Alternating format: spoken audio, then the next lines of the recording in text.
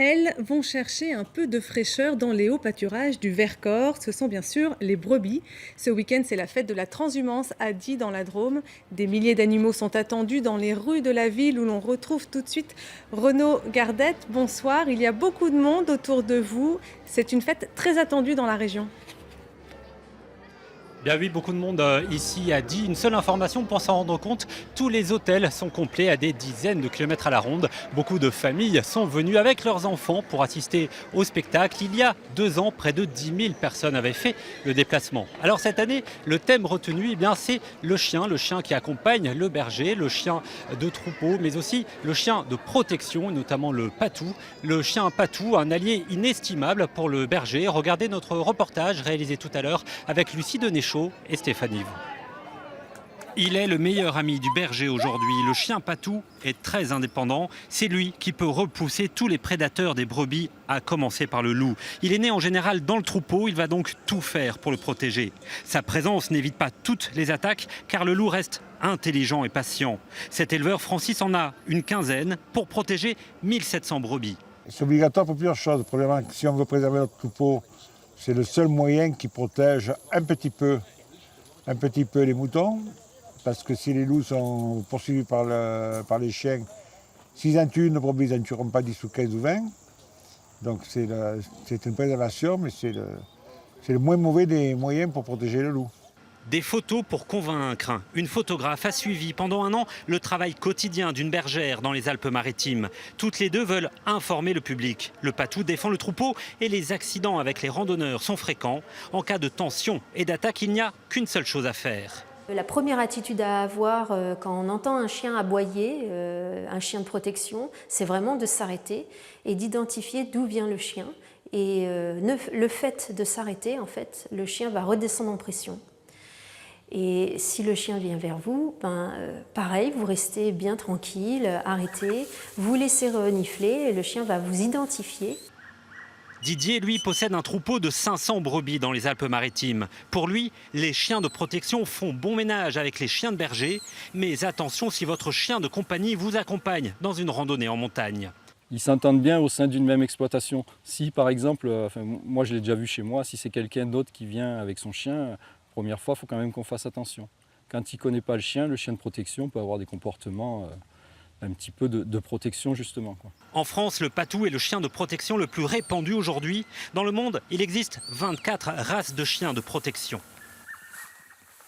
Et Renaud, on parle beaucoup des biquettes, mais pour l'instant, on ne les voit pas autour de vous. Où sont-elles ?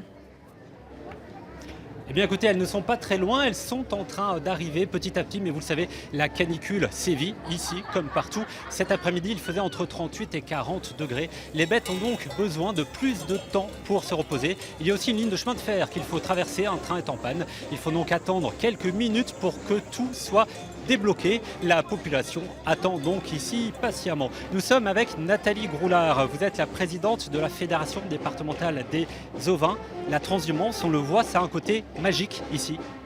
Magique, oui, c'est le mot, parce que ça nous ramène à des temps plus ancestraux, anciens, où avant la transhumance se faisait à pied. Donc il y a toute une tradition qui ne se perd pas, qui continue encore aujourd'hui. On voit encore des éleveurs qui font l'effort de monter à pied. Mais ça se voit de moins en moins parce que maintenant ils montent en camion, les brebis montent en camion.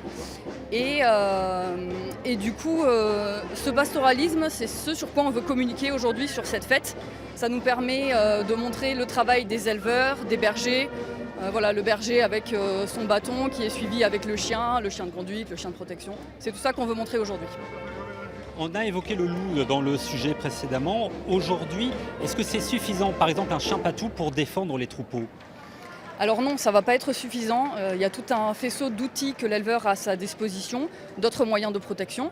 Donc il va y avoir les filets électriques, les clôtures électriques carrément, pour éviter que le loup rentre dans les parcs. Mais aussi le gardiennage, donc des bergers qui viennent garder les troupeaux pendant tout l'été, nuit et jour, donc c'est un coût important. Mais ça ne serait rien sans une pression de régulation suffisante pour réguler la population de loups. Parce que le loup sait s'adapter, et c'est un animal intelligent et s'adapte à tous ses moyens de protection.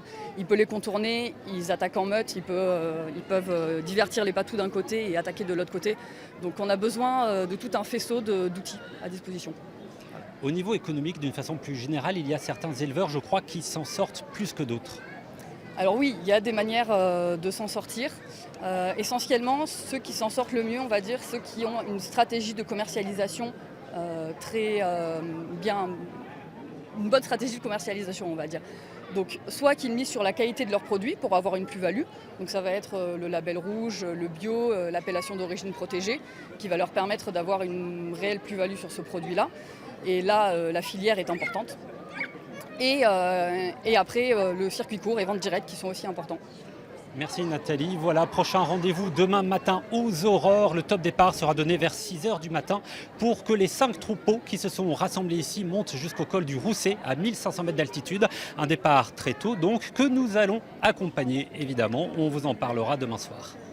Merci beaucoup Renaud. Je rappelle que vous étiez à Die pour la fête de la transhumance.